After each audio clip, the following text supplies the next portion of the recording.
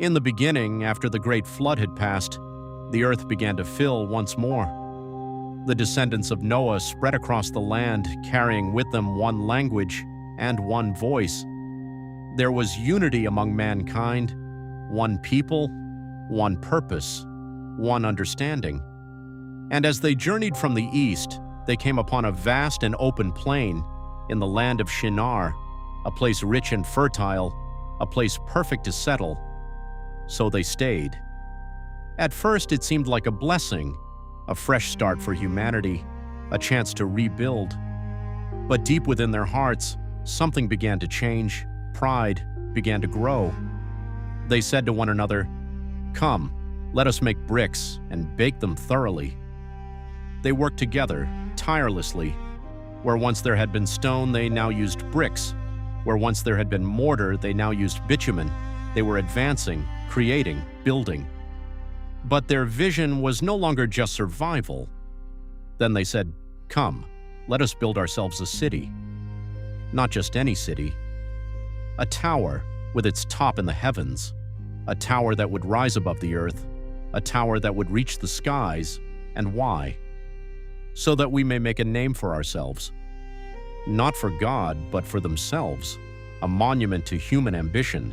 A symbol of their unity and their pride. They feared being scattered. They feared losing control. So they chose to stand together, not in obedience, but in defiance. Brick by brick, the tower began to rise, higher and higher, reaching into the clouds. From the ground it looked unstoppable. Humanity, united in purpose, believed nothing could stand in their way, but heaven was watching. And the Lord then came down.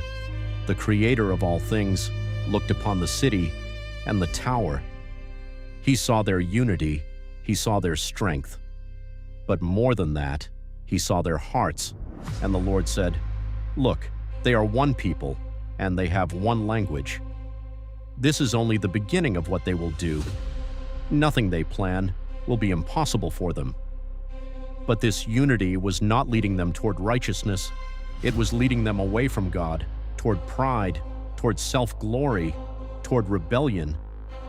So the Lord declared, "Come, let us go down and confuse their language, so they will not understand one another." And in a moment, everything changed. Voices that once spoke clearly became strange. Words turned into sounds no one could understand. Friends became strangers. Builders could no longer work together. Orders were misunderstood. Plans were broken.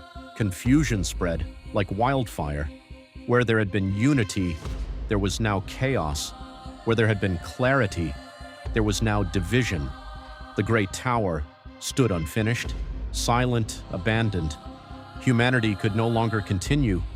Their pride had been halted, their plans undone. So the Lord scattered them across the earth, to every corner of the world.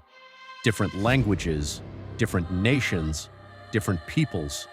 And the city was called Babel, because there the Lord confused the language of the whole earth. What began as unity ended in division. What began as ambition ended in scattering. The Tower of Babel stands as a reminder that human strength without humility leads to downfall, that when people seek to rise without God, they will fall. And yet, even in judgment, there was purpose. Humanity was spread across the earth, just as it was meant to be.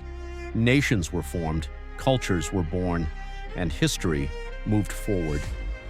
The story of Babel is not just about a tower, it is about the human heart, our desire for control, our longing for recognition, our struggle with pride. But it is also a call to remember, to stay humble, to seek not our own name, but the will of God, because true greatness is not found in reaching the heavens, but in walking with the One who created them.